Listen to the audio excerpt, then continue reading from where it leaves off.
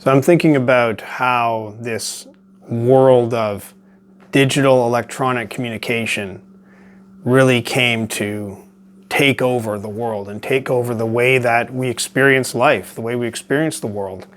So much is through an electronic screen. And in the last video, I looked at the beginnings of it: telegraph, telephone, television. And that's what I started my life with, that world. And also I learned about the world of computers. So you could type on a keyboard and look at a screen and, things could happen.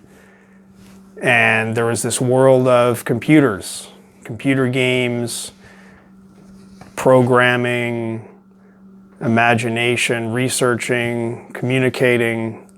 All these things were there even in the 80s and the early 90s when I started.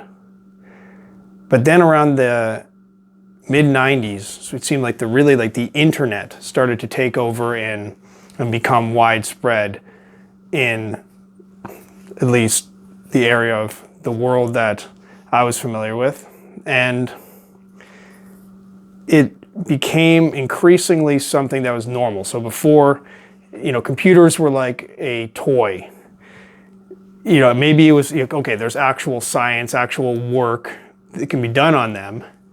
But it seemed like in the 80s, like computers was like something to play with, almost like a train set, where it's like somebody who has a ham radio, shortwave radio operator.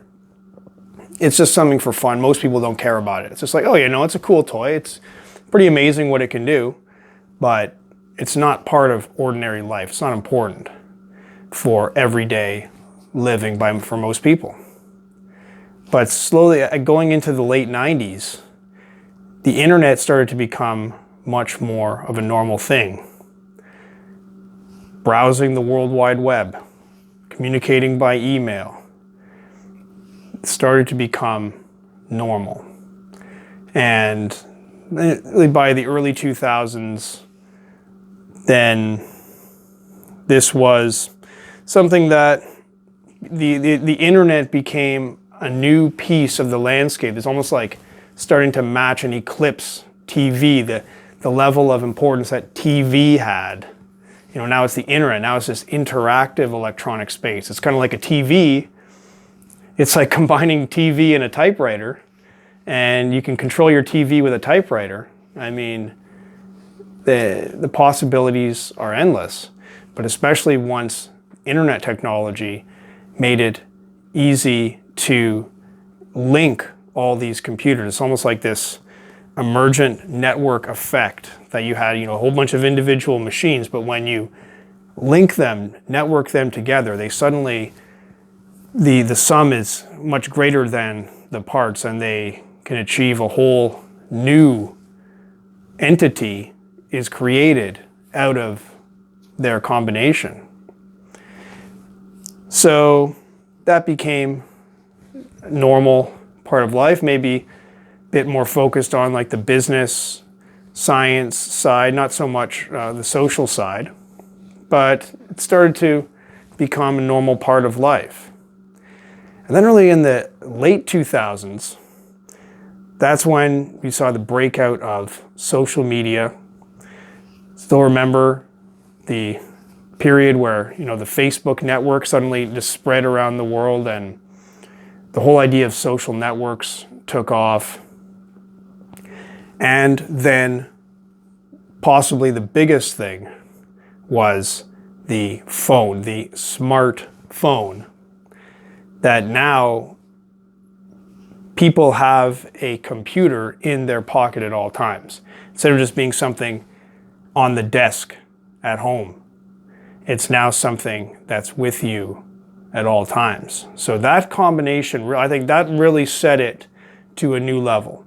Now everybody was using computers and the internet socially. It's not just something that is about work and technology, business.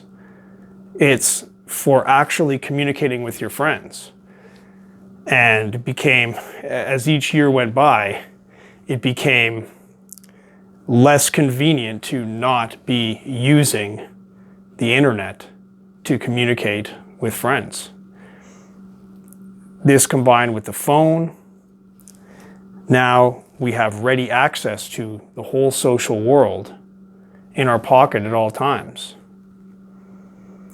And I wonder if there has been another big change in tech since then, but maybe it really was the social network and the smartphone. Maybe those are the things that really kicked it in to this new level. I can't think of any major shifts after that, except that it just deepened and became more pervasive overall. That now this is how we communicate. Now we communicate through the internet. The telephone is irrelevant. Telephone has been absorbed into the internet, and television is absorbed into the internet, and we can get anything that we want to do. It's cheaper to do electronically than to do physically. It's more efficient. It has greater reach. All the factors seem to be pushing towards greater and greater integration with electronics. And more of our time is spent using electronic interfaces so that we become less and less important in our physical form. And we become more and more nodes plugged in to an electronic network. So maybe it seems a bit extreme to put it like this, but it seems like this really is a fundamental change in the normal way of living, or the way that we imagine living life, as it just becomes so centered around this network, this electronic integration, so that it becomes like the circulation, the blood of social life and economic life and of the world. That this becomes the new environment. The physical environment of actual bodies and rooms and spaces and sky and earth, and that becomes secondary, perhaps, to the electronic environment.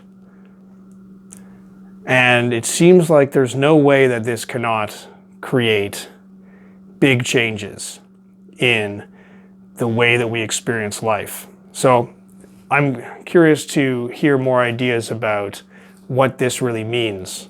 And it seems like this time now, as we are locked down physically and yet opened up electronically, this will see a new level of acceleration in this direction.